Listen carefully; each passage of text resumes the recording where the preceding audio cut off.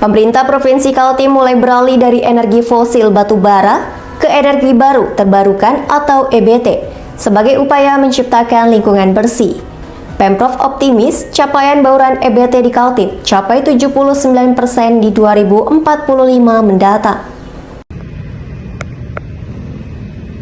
Kepala Dinas Energi dan Sumber Daya Mineral Kaltim Bambang Arwanto menargetkan transformasi dari 50 tahun terakhir. Perekonomian daerah dari sumber daya alam berbasis fosil akan berkurang hingga 2045. Keputusan Kaltim untuk melepas dari energi fosil akan membawa dampak mendukung lingkungan yang bersih. Namun Kaltim harus siap menghadapi kehilangan penerimaan negara, bukan pajak dari pertambangan sebagai penyumbang domestik regional bruto 38% dan penyumbang pendapatan 68%.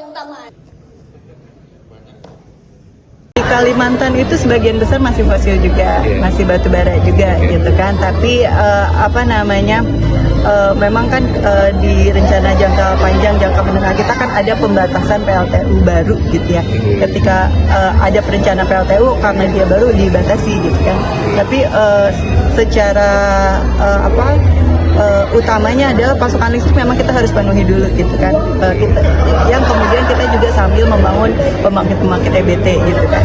Nah, tapi kan tidak semata PLTU-nya kita hentikan sedangkan listriknya pasokannya jadi terhambat gitu ya. Tapi kita sambil membangun EBT lainnya juga gitu ya. PLTS termasuk hydro, PLTA, termasuk pump storage, termasuk adanya rencana jaringan interkoneksi.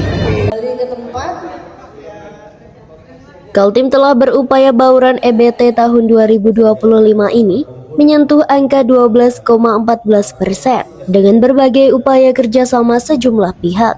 Transformasi energi baru terbarukan diprediksi akan berpengaruh terhadap permintaan batu bara di Kaltim yang pada 2030 ditargetkan berkurang menjadi 79%.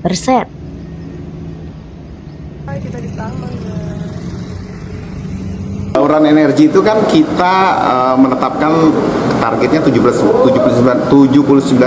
di tahun 2045 dan ini target sangat optimis karena memang target nasional 70% aja.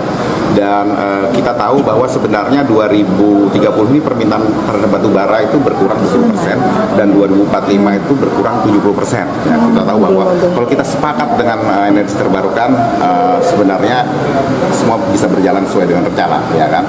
Nah, memang kita terbantukan karena kita punya refinery di sini 4 ya. Kan kita tahu bahwa sebenarnya dengan B40 yang prosesnya dilakukan di sini itu juga sudah berjalan dengan baik dan kita juga tahu bahwa bahkan dari 6 refinery ini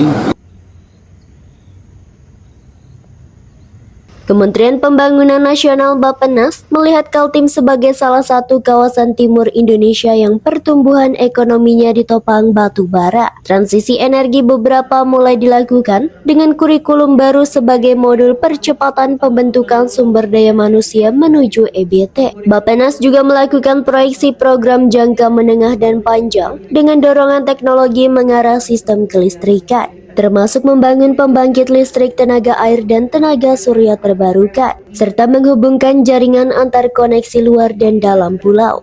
Delita Balikpapan TV melaporkan. Kerja yang berbasis fosil gitu kan.